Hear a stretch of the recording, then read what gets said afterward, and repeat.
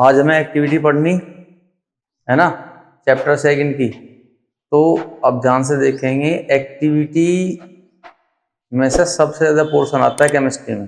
Board में जो questions पूछे जाएंगे वे एक्टिविटीज़ में से बनाई जाएं चूज करके कि ये पार्ट पूछना कि अगर ऐसा ऐसा हो तो क्या होगा, है ना। तो एक्टिविटीज़ ध्यान से सुनेंगे, ध्यान से समझेंगे कैसी कैसी हैं। चलो, अब फर्स्ट एक्टिविटी हमारी है collect the following solutions from the science laboratory. कुछ तरह के सॉल्यूशंस हमें क्या करने, कलेक्ट करने, जैसे कि HCl hydrochloric acid, sulphuric acid, nitric acid, acetic acid, NaOH, sodium hydroxide, calcium hydroxide, potassium.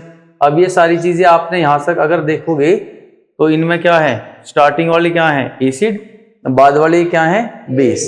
अब कोई ये देखो एसिटिक एसिड है, ये क्या है ऑर्गेनिक एसिड है। ऑर्गेनिक एसिड कैसा होता है, वीक एसिड। और जो ये है HCl hydrochloric acid, sulphuric acid, ये कैसे एसिड है, ये स्ट्रॉन्ग है। तो कुछ स्ट्रॉन्ग एसिड हैं, कुछ वीक एसिड हैं, कुछ स्ट्रॉन्ग बेस हैं, कुछ वीक बेस हैं। कह रहे ये सारी चीजें हमने कलेक्ट करके रख ली। फिर कह रहा है put A drop of each of above solution on A watch गिलास 1 by 1 and test with a drop of indicator shown in table 2.1। अब एक टेबल है, उसमें कुछ तरह के इंडिकेटर्स दे रखे हैं। कह रहा इन्हीं सब सॉल्यूशंस में से एक एक ड्रॉप आप डाल लो वॉच गिलास में, ठीक है। अब उसमें डालने के बाद आप उसमें इंडिकेटर डाल लो और चेक करो कि क्या है, मतलब कौन सा बेस है, कौन सा एसिड है, कौन सा कैसा होगा, ठीक है। ये कह रहा इंडिकेटर डाल के चेक करो। फिर कह रहा what change in colour do you observe with red litmus, blue litmus और फिनोप्सिलिन। रेड लिटमस पेपर क्या करता है, एसिड के अंदर कोई इफेक्ट नहीं करता, रेड ही रहेगा, लेकिन बेस में रेड से क्या हो जाएगा ब्लू। ब्लू लिटमस बेस में ब्लू ही रहेगा, लेकिन एसिड में वो ब्लू से रेड हो जाएगा। फिनोप्सिलिन, ये इसका क्या काम है, फिनोप्सिलिन ये कैसी होती है, कलरलेस होती है, लेकिन जैसे ही हम बेस में ऐड करेंगे कैसी हो जाएगी, पिंक कलर की हो जाएगी। इसके बाद है मिथाइल ऑरेंज, ये भी अपना कलर चेंज करेगा, दोनों में ही, वन एसिड में भी और बेस में भी। अब कह रहा टेबल है उसमें देखो, तो नेक्स्ट ये टेबल है हमारी, इसमें देखो सबसे पहले हमने क्या लिया HCl। अब HCl हाइड्रोक्लोरिक एसिड है, रेड लिटमस पे कोई चेंज आएगा क्या रहेगा अनचेंज, कोई चेंज नहीं रहेगा, रेड का रेड ही रहेगा। लेकिन ब्लू में क्या हो जाएगा, ये ब्लू लिटमस पेपर में कैसा हो जाएगा, रेड हो जाएगा ना। ब्लू लिटमस पेपर जैसे ही HCl में हम डिप करेंगे तो कैसा हो जाएगा, ब्लू से रेड हो जाएगा। फिनोप्सिलिन एसिड में कोई चेंज करेगा नहीं, कलरलेस का कलरलेस ही रहेगा। अच्छा, मिथाइल ऑरेंज क्या होगा, methyl orange turns pinkish red colour, है ना। पिंकिश रेड कलर आप ये मान लो, पिंक कलर कह दो, रेड या एक चलेगा, ठीक है, पिंक रेड कलर, तो ये कुछ ऐसा रेडिश कलर हो जाएगा, ठीक है। मिथाइल ऑरेंज का कलर कैसा हो जाएगा, रेडिश, जबकि इसका अपना ओरिजिनल कलर कैसा है, नाम से ही पता चलेगा तुम्हें, ऑरेंज कलर का है।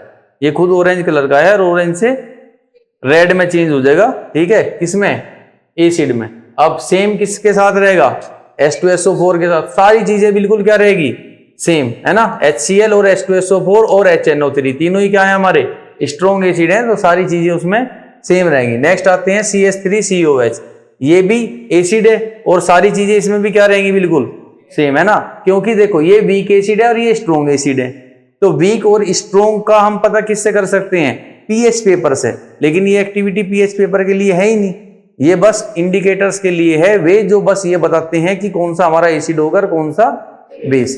तो जो प्रॉपर्टी इनके साथ हमें मिलेगी वही प्रॉपर्टी इसके साथ भी मिलेगी, ठीक है। अब आते हैं बेस के बारे में, ये सारे क्या है हमारे यहां से यहां तक बेस, ठीक है। अब इनकी सारी प्रॉपर्टी क्या रहेगी, सबकी एक जैसी। अब इनमें से किसी एक को पढ़ लेंगे तो बाकी सबकी क्या है, सेम है। तो NaOH की बात करें, जो ये बेस है, ये जो बेस है NaOH, वो रेड लिटमस पेपर में कैसा रहेगा, क्या कर देगा रेड लिटमस पेपर को, रेड से ब्लू, और ब्लू लिटमस पेपर में कोई चेंज नहीं होगा। नेक्स्ट फिनोप्सिलिन सॉल्यूशन कैसा हो जाएगा, रेड, पिंक हो जाएगा, है ना, पिंक याद रखें, कैसा हो जाएगा, पिंक हो जाएगा, है ना। फिनोप्सिलिन कैसा होता है, कलरलेस, और कलरलेस से पिंक हो जाएगा बेस के अंदर। नेक्स्ट इसमें कैसा हो जाएगा, मिथाइल ऑरेंज कैसा हो जाएगा, येलो। तो मिथाइल ऑरेंज का अपना कलर कैसा है, ऑरेंज कलर, और एसिड में ये हो जाता है रेड और बेस में येलो, ठीक है। तो ये कलर, अब यही सारे कुछ किसके साथ रहेंगे, KOH के साथ भी, MgOH के साथ भी और ये NH4 और कैल्शियम, किसी का भी हम बेस लेंगे, ये सारे बेस हैं और सबकी प्रॉपर्टीज क्या रहेंगी, सेम रहेंगी। बात समझ आई? ठीक है, तो बस इंडिकेटर्स के कलर चेंज के बारे में ये एक्टिविटी थी। दैट मीन्स इसका मतलब है कि इस तरह के क्वेश्चंस भी बोर्ड में आ सकते हैं ना। ये सारी एक्टिविटी से आपको पता चलेगा क्या क्या चीजें पूछी जाती हैं, इन्हीं में से ज्यादातर क्वेश्चन पेपर बनता है। नेक्स्ट सेकंड एक्टिविटी है टेक सम। अब ये एक्टिविटी ध्यान से पढ़ेंगे ना और हम थोड़ा दिमाग लगाएंगे, चीजें अपने आप ही क्लियर हो जाएगी। इसने कहा take some finely chopped onion, कह रहा है कुछ ओनियंस ले और एक साफ कपड़े के ऊपर कुछ उसका जो ओनियन का जो जूस है वो उसे थोड़ा डाल दो उस पर, ठीक है। And tighten leave tonight, और पूरी रात उसे ऐसे ही छोड़ दो। द स्ट्रिप, अब जो स्ट्रिप है जिसको आपने ऐसे ही छोड़ दिया था ओनियन की कुछ बूंदे डाल के, और फिर आपने सुबह क्या किया, नेक्स्ट डे आपने क्या किया, उस पर एसिड और बेस का टेस्ट किया, क्योंकि उस कपड़े से क्या आ रही होगी, स्मेल आ रही होगी ओनियन की, ठीक है। तो अब आपको पता है कि अगर ओनियन की स्मेल आ रही होगी तो एसिड्स के अंदर हम उस पर एसिड डाल लेंगे तो स्मेल वैसी की वैसी रहेगी, लेकिन अगर बेस डाल देंगे तो स्मेल चली जाएगी। तो जिससे स्मेल नहीं गई दैट इज एसिड, और जिससे ओनियन की स्मेल अब चली गई वो बेस है ना। पूरी रात इसलिए रखा, पूरी रात में उसमें ना स्मेल हो जाएगी अच्छे से, तो हमें पता चलेगा जब स्मेल जाएगी तब भी, नहीं जाएगी तब भी। तो ये बस ये बता रहा है कि ओल्फैक्टरी इंडिकेटर्स हैं जो स्मेल से हमें ये बताते हैं कि ये चीज एसिड है या बेस है।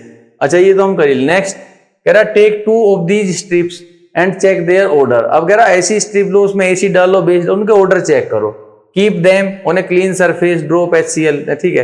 पहले तो अब HCl सोल्यूशन HCl डलवा रहा है उस पर, ठीक है, और क्या डलवा रहा है, NaOH। तो इसने पूरी एक्टिविटी में यही कहा कि आपको क्या करना है, आपको लेना है ओनियन, आपको लेना है ओनियन, सेकंड में आपको लेना है वेनिला, ठीक है। यहां पे क्या लोगे फिर, वेनिला, और फिर क्या लेना है आपको, क्लोव ऑयल, ठीक है। तो कितनी चीजों से टेस्ट करना है, क्लोव ऑयल, वेनिला और ओनियन, ठीक है, और ओनियन। अब इनसे आपको टेस्ट करना है दो चीजों को, एक HCl को, हाइड्रोक्लोरिक एसिड, एक NaOH यानी कि जो बेस है। तो ये तीनों ही सबका इफेक्ट क्या होगा, देखो ओनियन हो, वेनिला हो, क्लोव ऑयल हो, आप क्या करोगे, बस स्ट्रिप्स लोगे, उन पर डालोगे, उनकी कुछ बूंदे रस डालोगे और फिर रात भर के लिए छोड़ दोगे, उनकी स्मेल आ जाएगी वहां पे। जब उस पर HCl डालोगे, तीनों में से किसी पे भी HCl डालोगे, HCl एसिड है तो वो स्मेल ऐसी की ऐसी रहेगी, स्मेल चेंज नहीं होगी। लेकिन जैसे ही आप उस पर क्या डालोगे, बेस, NaOH, तीनों में, तो तीनों की स्मेल बारी बारी से क्या हो जाएगी, खत्म हो जाएगी, ठीक है, स्मेल लेस हो जाएगा, वो स्मेल चली जाएगी, उसकी जो कैरेक्टरिस्टिक स्मेल है। क्लियर हो गया? तो ये सेकंड एक्टिविटी हमारी थी ओल्फैक्टरी इंडिकेटर के लिए। तो इसका आंसर बस यही है कि the order of onion, vanilla और क्लोव ऑयल वेनिश, वेनिश मतलब खत्म हो जाएंगे इन NaOH,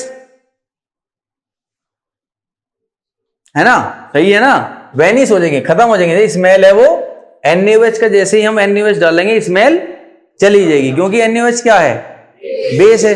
और रिमेन अनचेंज्ड, अनचेंज्ड मतलब जो स्मेल आ रही है वही स्मेल आती रहेगी, अगर उस पर क्या डाल दें, HCl। तो सिंपल ही है ना, लैंग्वेज का ही अंतर है बस, कि ये कह रहा है कि अगर HCl डाल लेंगे तो स्मेल वैसी ही रहेगी, अनचेंज, कोई अंतर नहीं आएगा। ओनियन की स्मेल आ रही थी, आती रहेगी, लेकिन जैसे आप NaOH डालोगे तो स्मेल वेनिश हो जाएगी, स्मेल खत्म हो जाएगी, ठीक है। पॉइंट क्लियर हो गया। नेक्स्ट थर्ड एक्टिविटी क्या कह रही है, कहती है सेट द एपरेटस, ठीक है। एक एपरेटस हमें बनाना है कुछ इस तरह का, जो यहाँ पे दिखा रखा है कि आपको यहाँ पे एक ट्यूब लेनी है, इसके अंदर एक तरह का सॉल्यूशन सा आप भरोगे। सॉल्यूशन कौन सा, डाइल्यूट सल्फ्यूरिक एसिड का। तो आपने एक ट्यूब ली, उसके अंदर आपने क्या भरा, डाइल्यूट सल्फ्यूरिक एसिड H2SO4। अच्छा, उसके अंदर फिर क्या डाल दिया, जिंक, और जिंक H2SO4 से क्या करेगा, रिएक्शन करेगा। अच्छा, कैसी रिएक्शन करेगा, जिंक सल्फेट बनेगा और हाइड्रोजन गैस निकलेगी ऑब्वियसली। तो यहां से इसने ये कोर्क लगा के लकड़ी की और इसे बंद कर दिया।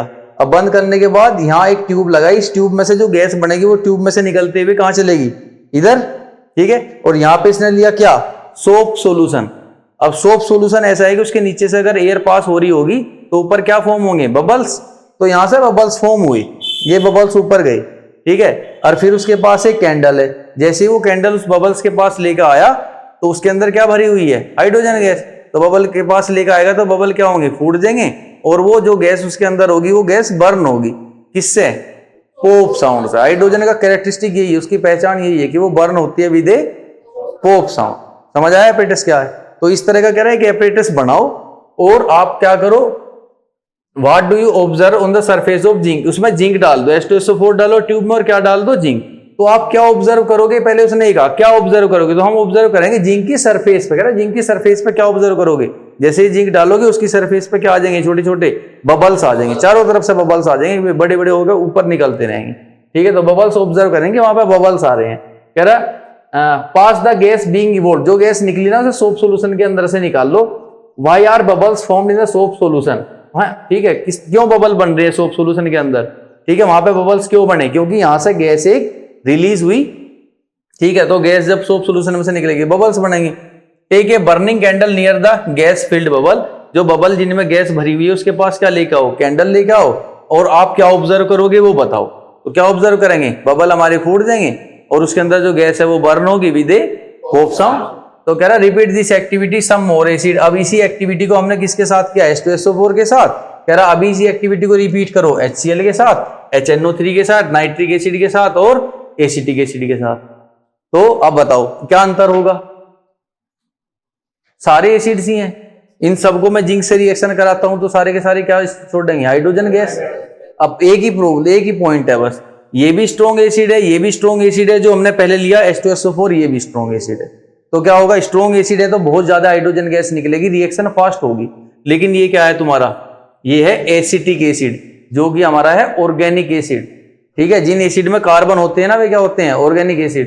तो ऑर्गेनिक एसिड एक वीक एसिड है, उसके साथ जिंक की रिएक्शन क्या होगी, स्लो होगी। तो जो बबल्स बनेंगे वे बहुत कम बनेंगे, इधर से जाएंगे, अब यहां से जो बबल्स ऊपर जाएंगे वे भी क्या रहेंगे, बहुत ही कम रहेंगे। बस यही अंतर होगा कि यहाँ पे चीजें क्या हो जाएंगी, स्लो हो जाएंगी, कम हो जाएंगी बस। बाकी इसके साथ H2SO4 के साथ क्या होगा, सेम होगा। वे स्ट्रॉन्ग है, रिएक्शन फास्ट होगी, ये वीक है, रिएक्शन वीक होगी। क्लियर है? अब पॉइंट क्या है, देखो यहाँ पे क्या क्या चीजें पूछी थी, क्या होगा। अब सबसे पहला, hydrogen gas bubbles are formed on the surface of zinc granules, है ना। कह रहा है जिंक ग्रेन्यूल्स की सरफेस पे क्या ऑब्जर्व करोगे आप, कि हाइड्रोजन गैस के बबल्स बन रहे हैं। नेक्स्ट फिर है soap bubbles filled with hydrogen gas are formed, ये जो बबल्स हैं इस तरह के बबल्स वहां पे बनेंगे सोप के, जिनके अंदर क्या भरी होगी, हाइड्रोजन गैस भरी होगी। नेक्स्ट है hydrogen burn with pope sound, उसके बाद ये जो बबल्स है जिनमें हाइड्रोजन गैस भरी है वे पोप साउंड से जलेंगे। नेक्स्ट है bubbles come out vigorously with strong acids. Zinc also react with weak acids like acetic acid, but gas is formed slowly.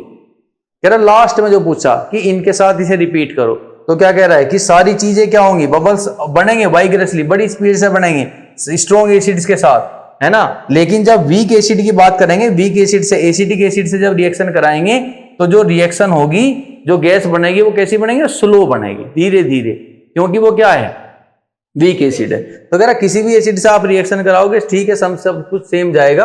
जैसे जिंक है ना, तो मैं जिंक का रिएक्शन किससे कराऊं बेटे, H2SO4 से, ऐसे करा रहा हूं H2SO4 से, तो क्या फॉर्म होगा, जिंक ZnSO4 प्लस H2। किसी से भी कराओगे आप, Zn का रिएक्शन चलो इससे कराए जी, कह रहा है HCl से, तो HCl से कराएंगे तो भी क्या होगा, सेम होगा कि हाइड्रोजन निकल जाएगा यहाँ से, है ना, यहाँ से हाइड्रोजन निकल जाएगा, तो क्या बनेगा ZnCl2 प्लस H2S।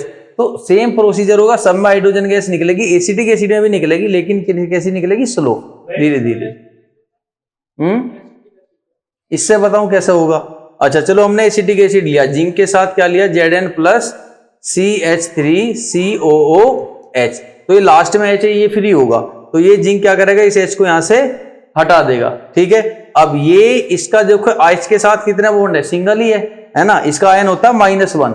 ठीक, अब -1 का आयन जिंक से रिएक्ट करेगा तो क्या बनेगा, ZnCH3COO होल ट्वाइस प्लस में H2, ये रिएक्शन होगी।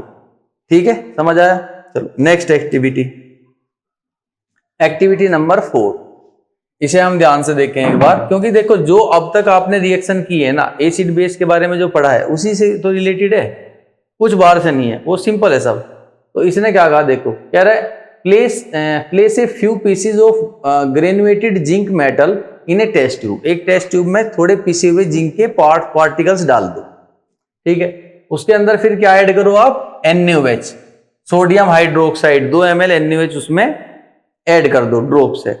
Warm the content of the test tube, ये जो आपने उसमें डाला है NaOH जिंक में, फिर उसे क्या करो, गर्म करो, ठीक है। और repeat the rest of step in activity 2.3, जो इससे पहली एक्टिविटी थी वैसे ही करो। फिर उसे गर्म करने के बाद आप क्या करोगे, फिर जो गैस है उसे सोप सॉल्यूशन में से निकालोगे, बबल्स बनेंगे, फिर कैंडल लेकर आओगे, चेक करो क्या होता है।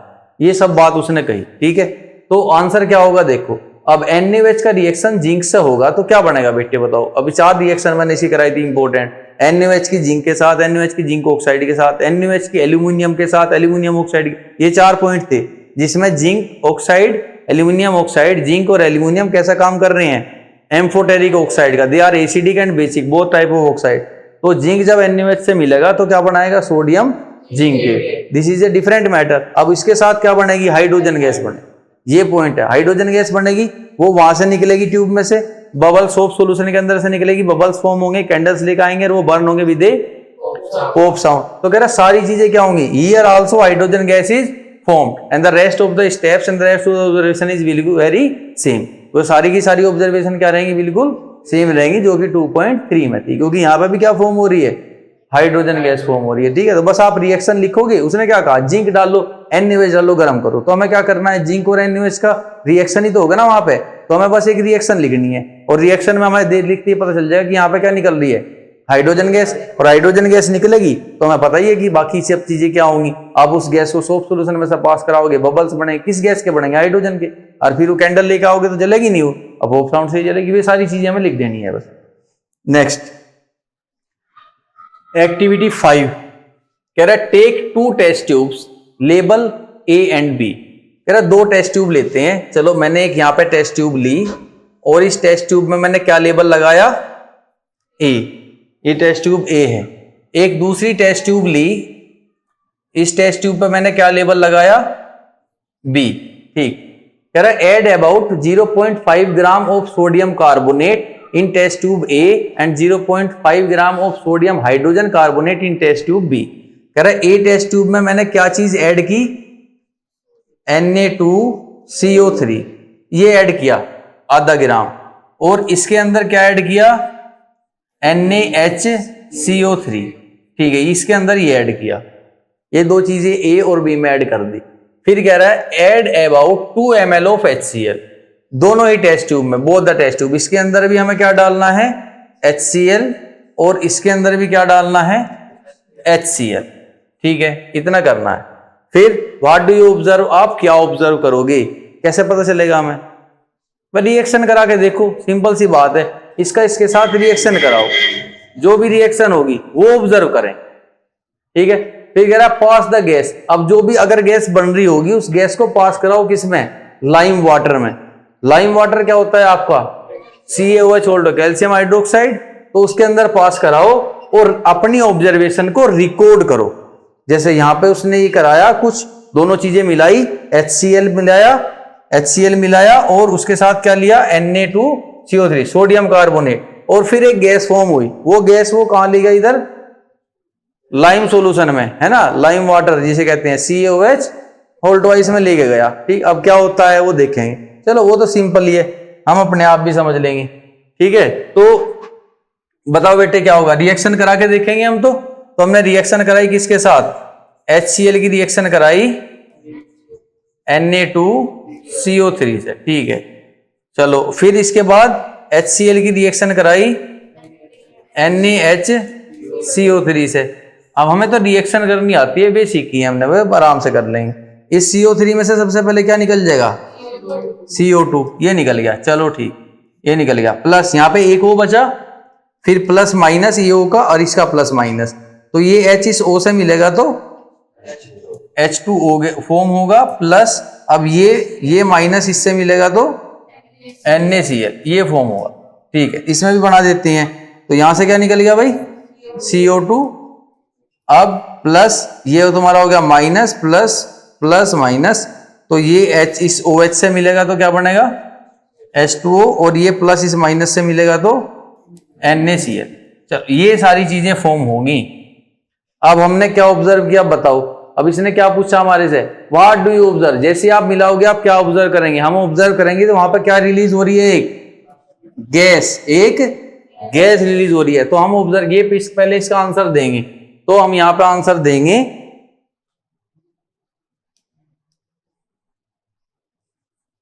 फर्स्ट पॉइंट में आंसर देंगे we observe a gas released from the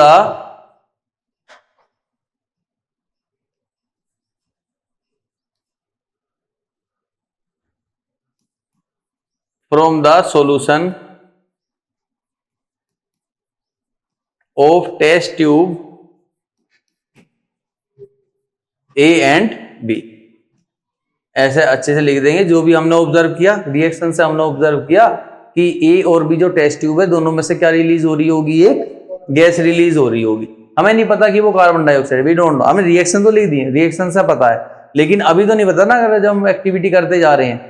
अब देखो नेक्स्ट फिर क्या होगा, लास्ट में उसने पूछा कि आप उसे उस गैस को पास करा रही हो किसमें, CaOH होल्ड ट्वाइस में, क्या होगा। अब सिलेक्ट लाइम के अंदर से कार्बन डाइऑक्साइड गैस पास कराओगे, क्या होगा बताओ, रिएक्शन लिखेंगे हम तो, है ना। तो CaOH होल्ड ट्वाइस है, ये कैसा होता है, कलरलेस, है ना, इसका तो कलर होता ही नहीं ना।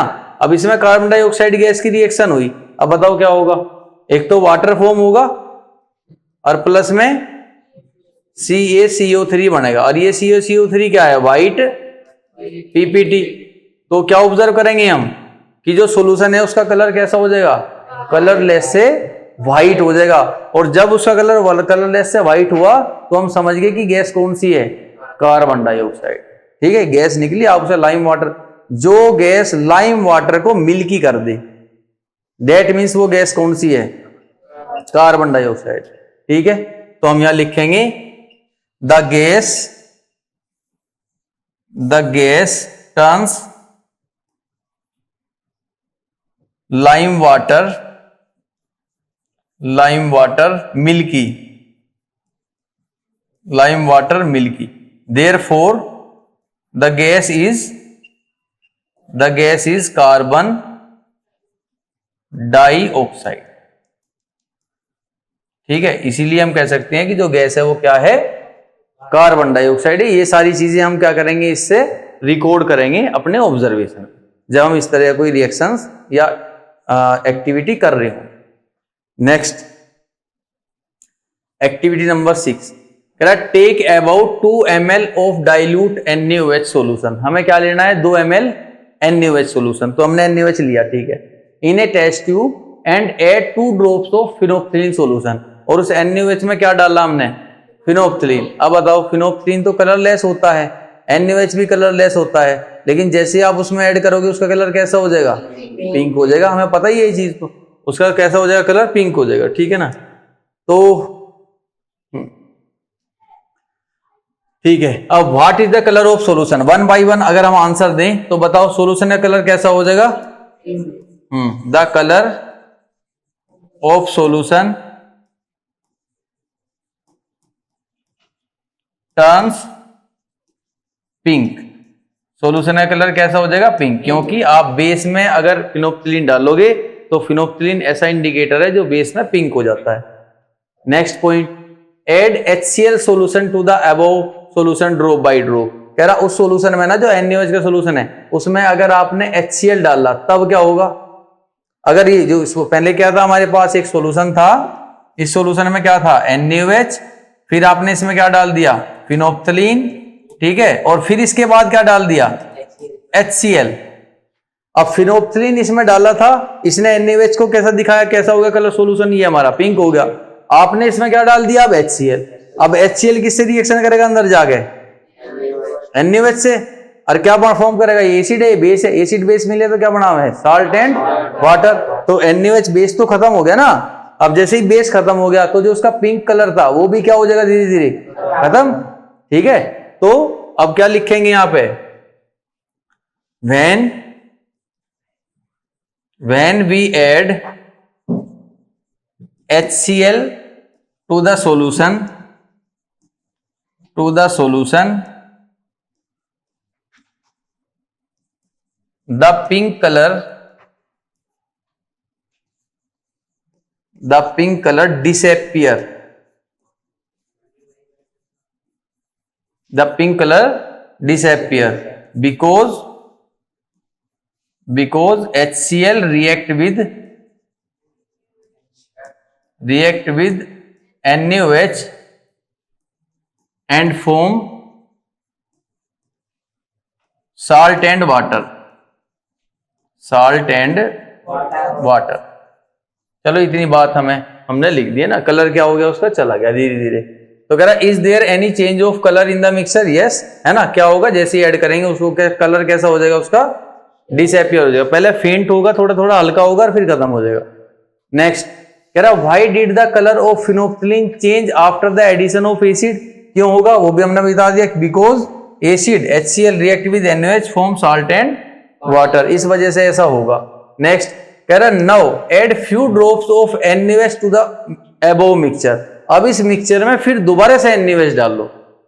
अब दोबारा NaOH डालोगे तो क्या होगा, अब पहले एसिड ने बेस के साथ रिएक्शन किया, दोनों खत्म, ना एसिड है ना बेस है। अब फिर आप बेस डालोगे तो क्या होगा, फिर दोबारा से पिंक हो जाएगा, क्योंकि उसमें फिनोल्फथालीन तो उसमें है ही, तो अब बेसिक हो गया ना, वो बेस डाल दिया आपने, NaOH बच गया। अब उसको रिएक्ट करने के लिए एसिड वहां है नहीं, है ना, तो कैसा हो जाएगा वो दोबारा से पिंक हो जाएगा। तो हम यहां लिखेंगे द सॉल्यूशन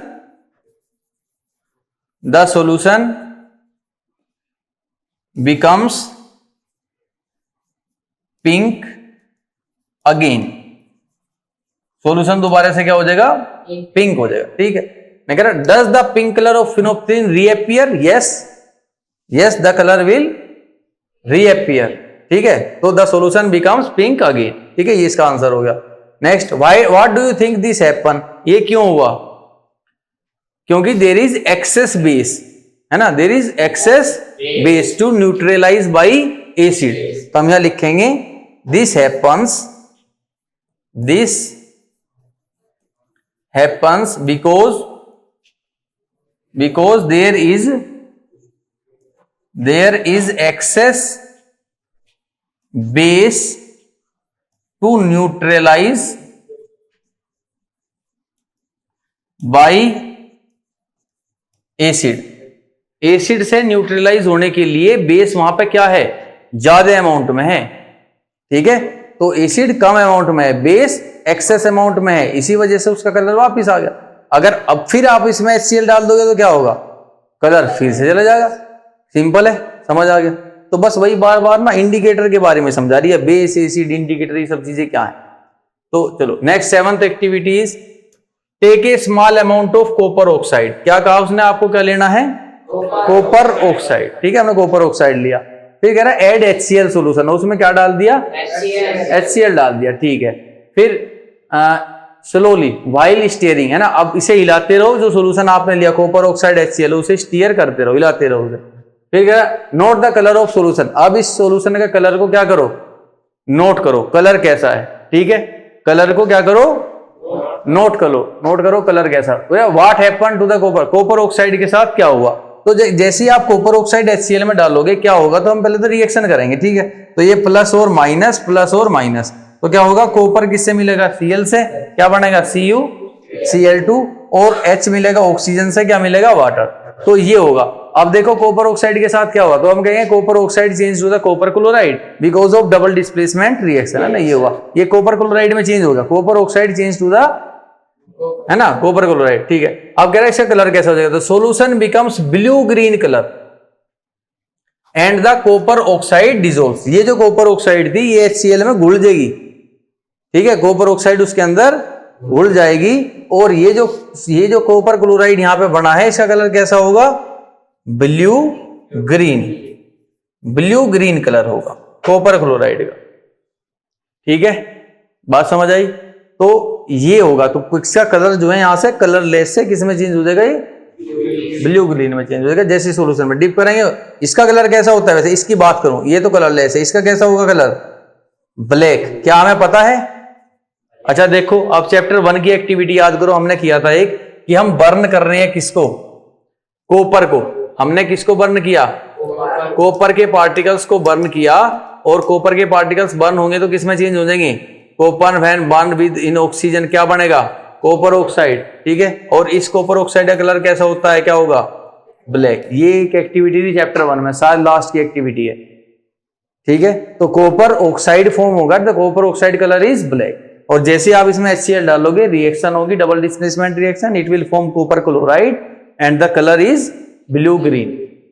बात समझ आई? तो the colour is due to the formation of copper chloride. भाई ब्लू ग्रीन कलर क्यों आया इसमें, क्योंकि क्या फॉर्म हुआ यहाँ पे, कॉपर क्लोराइड फॉर्म हुआ। समझ आ गया? Next is take solution of glucose, alcohol, hydrochloric acid, sulphuric acid etcetera. ये क्या लिए इसने, देखो इसने कुछ तरह के सॉल्यूशंस लिए हैं। अब जो ग्लूकोज है, एल्कोहल है, इसमें से आप ना एसिड, बेस, साल्ट, ये पहचानो क्या है, पहचानो जरा। HCl क्या है तुम्हारा, एसिड। सल्फ्यूरिक एसिड क्या है, एसिड। ये जो है ना बेटे ग्लूकोज और एल्कोहल, ना ये एसिड है ना ये बेस। अब ध्यान देना, ये वाटर में डिसोल्व करने के बाद ना तो H+ देते हैं ना OH- देते हैं। दैट मीन्स ये आयंस में टूटते ही नहीं, ये आयंस में टूटते नहीं। ये बहुत विशेष बात है, आप ध्यान रखो। ये आयंस में, ग्लूकोज और एल्कोहल आयंस में नहीं टूटते, ठीक है। अब ये आयंस नहीं देंगे सॉल्यूशन में, तो जब आयंस ही नहीं देंगे, वहां पे फ्री चार्ज ही नहीं होगा, फ्री आयंस ही नहीं होंगे, तो अगर उसमें मैं बिजली का करंट छोड़ दूं तो क्या शॉक लगेगा, नहीं लगेगा, उसमें से इलेक्ट्रिसिटी पास नहीं होगी। अब एसिड के सॉल्यूशन है, बेस के सॉल्यूशन है, साल्ट के सॉल्यूशन है, उनके अंदर से क्या होगी, इलेक्ट्रिसिटी पास हो जाएगी, क्योंकि वहां पे क्या है, फ्री आयंस है। आप जैसे ही वाटर में डिसोल्व करोगे तो वे क्या देते हैं, फ्री आयंस देते हैं। फ्री आयंस होंगे तो इलेक्ट्रिसिटी एकदम पास होगी, और हम उसे टच करेंगे वहां पे तो शॉक लगेगा। बात समझ आ रही है? यानी कि अगर ऐसे टच ना करे तो एक बल्ब हो तो बल्ब जलेगा, मतलब ये है कि दोनों टर्मिनल के बीच में करंट पास होगा। अब उसने एक एपरेटस बनाया, अब इसे ध्यान से देखो, एक एपरेटस बनाया, उसने क्या लिया, एक लकड़ी की इस तरह की शेप ली, कोर्क लिया, ठीक है, और फिर उसमें 2 कील इस तरह आयरन की ये इसे ठोक दी। इस कील को ऐसे बाइंड कर दिया कॉपर के वायर से बैटरी के माइनस से, और इस कील को बाइंड कर दिया बैटरी के प्लस से, और बीच में लगा दिया एक बल्ब, ठीक है। अब मुझे बताओ, ये जो 2 एंड लकड़ी के, इसके 2 कील के हैं, इनके बीच में लकड़ी है, लकड़ी इंसुलेटर है, उसमें से तो करंट पास होता नहीं, तो बीच में कनेक्शन क्या हो गया, ब्रेक हो गया। अच्छा, अब अगर मैं इसके अंदर सॉल्यूशन भरूं तो अब इस एक वायर में से करंट दूसरे में चला जाएगा। अगर वहां पे सॉल्यूशन के अंदर क्या हो, आयंस हो, तो वे करंट को एक टर्मिनल से दूसरे टर्मिनल में ले जाएंगे और इसके अंदर करंट आ जाएगा और बल्ब जल पड़ेगा। लेकिन अगर सॉल्यूशन ऐसा भर दूं कि इसके पास आयंस ही ना हो, तो अब इसके माइनस इसके पास नहीं आने के बीच में से तो ब्रेक हो गया ना बिल्कुल एकदम, तो ये बल्ब नहीं जलेगा। अब रीजन क्या है ना जलने का, क्योंकि सॉल्यूशन के पास फ्री आयंस नहीं है। आई बात समझ में? तो अब इसमें हमने डाला HCl। अब बताओ क्या होगा, क्या ये बल्ब जलेगा, जलेगा? HCl क्या है, एसिड। अब उसका सॉल्यूशन में H+Cl- है, तो आयंस है, तो क्या होगा, करंट पास हो जाएगा, चार्ज एकदम ट्रांसफर हो जाएंगे, और यहां से करंट यहां आ जाएगा और बल्ब जलेगा, ठीक है। फिर मैंने डाला इसमें सल्फ्यूरिक एसिड, क्या जलेगा, फिर भी जलेगा, उसमें भी आयंस है H+ और SO4- के, है ना, एसिड है वो भी। सारे एसिड, सारे बेस, सारे साल्ट, आप उनके सॉल्यूशन ले लो वाटर के साथ में, सारे आयंस देते हैं, कुछ नहीं देते। जैसे ये हैं ऑर्गेनिक जो कंपाउंड्स हैं हमारे, एल्कोहल है ना, ये आपने पढ़े नहीं, बस यहां ध्यान रखना। 1, 2, 3 चैप्टर में आपने जो कंपाउंड नहीं पढ़े वो चैप्टर 4 में पढ़ोगे। चैप्टर 4 ऑर्गेनिक केमिस्ट्री है, उसमें वे कंपाउंड्स आते हैं जो वाटर के अंदर डिसोल्व करेंगे तो आयंस में नहीं टूटते। ये एल्कोहल भी, ग्लूकोज, आप वहां पढ़ोगे, वे आयंस में नहीं टूटते, याद रहेगा। ये ऑर्गेनिक कंपाउंड्स हैं। तो अगर मैं इसके अंदर ग्लूकोज डालूंगा, अब बताओ क्या होगा, क्या बल्ब जलेगा, नहीं जलेगा। रीजन क्या है, there are no free ions. Alcohol डालेंगे तो बल्ब जलेगा नहीं, there are no free ions, ठीक है। अब ये कह रहा है फिक्स करो इस तरीके से जैसे फिगर में दिखा रखा है, HCl डाल लो, उसमें देखो कि भाई बीकर में स्विच द करंट, अब करंट को क्या कर दो, स्विच ऑन कर दो, देखो कि बल्ब जल रहा है कि नहीं जल रहा, है ना। रिपीट सल्फ्यूरिक एसिड के साथ ही रिपीट करो, और फिर रिपीट ग्लूकोज और एल्कोहल के साथ रिपीट करो, और बताओ कि बल्ब किस केस में जलेगा। तो हम क्या कहेंगे, यहां पे क्या कहोगे, the bulb the bulb will glow, the bulb will glow in the solution of, in the solution of HCl and H2SO4। क्यों होगा ऐसा? बिकॉज, हाँ, बिकॉज दे प्रोवाइड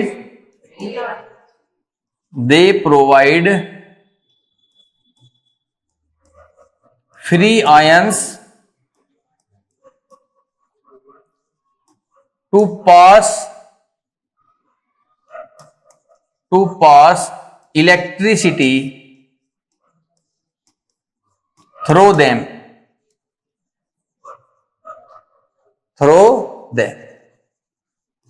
ठीक है।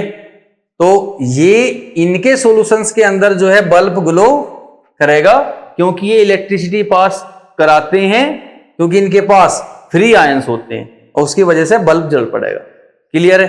अब next, the bulb will not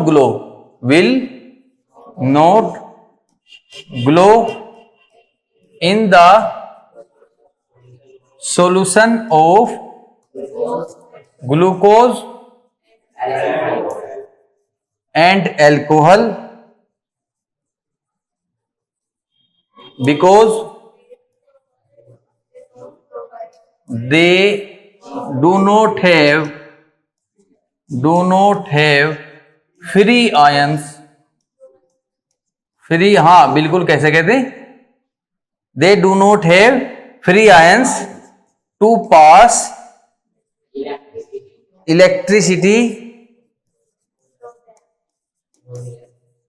through them।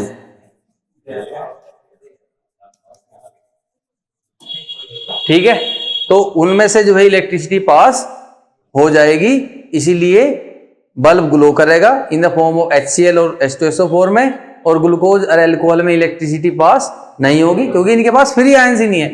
तो free ions होनी चाहिए। एक वायर है कॉपर का, उसके अंदर बिजली पास हो रही है, प्लास्टिक का एक वायर है उसमें तो नहीं हो रही। या प्लास्टिक के पास क्या नहीं है? फ्री इलेक्ट्रॉन्स नहीं है। कॉपर के पास, आयरन के पास, एल्यूमिनियम के पास क्या है?